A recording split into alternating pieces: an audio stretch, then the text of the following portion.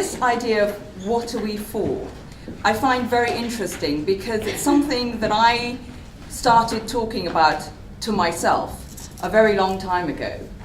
And the question I asked is, what am I for?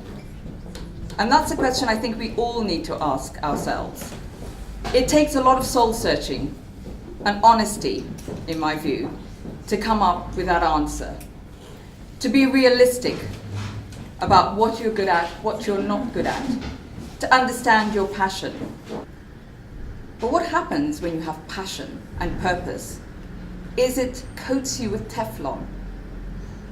It protects you because you believe in what you are doing.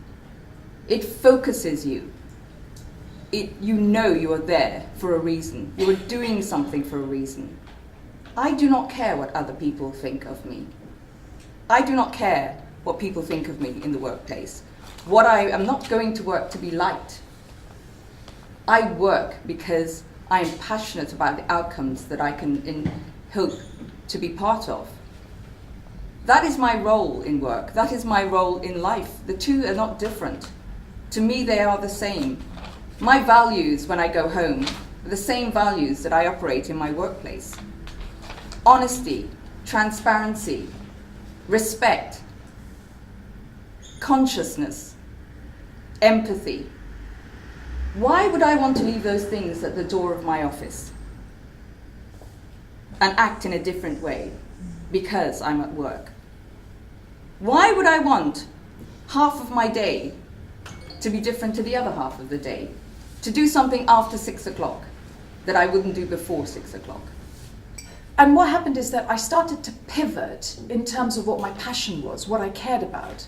And I realized the thing I really care about is to say that if I can help you, when I get off talking about this now, to be stronger, to believe in yourself, to understand that saying no opens doors for you, instead of saying yes. I'm brought up to say yes. I'm brought up to say yes to everything. Yes, you're a moron, I'll marry you. Yes, I won't do that. Yes, I won't wear this. Yes, I won't say this. I don't do that now. I say no. I say no really nicely, but I say no. I say no all the time. I teach my daughters to say no. Say no. Not to me, of course, because, darling, go to law school, shut up, be a lawyer, and all this stuff, you know. Then you can go on stage and talk about how your mother abused you when you were younger. That's all good. But say no to things. I've been practicing as an employment lawyer for over 35 years, and for 25 of them I was advising the employer predominantly.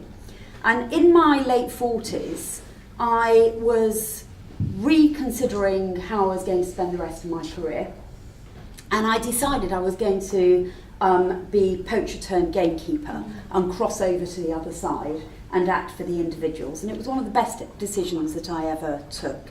And I absolutely love what I do. And one of the reasons that I'm good at it is because I love it. I love it because, first of all, I feel a bit like a child with a toy box. And when I press various buttons in that box, most of the time it has the results that I'm expecting. It doesn't always happen that way because life isn't like that. But to have a skill that you can reproduce for the benefit of others again and again is an incredibly satisfying experience that at the moment I don't see myself running out of steam and beginning to find boring at all. I absolutely love it. I also found a way of taking my commercial activities and actually translating it into actually feeling I'm directly helping people. For a few weeks of my clients' lives, I'm very often more important to them than their spouse. They think of me all day, and many of them, judging by my emails in the morning, think of me all night.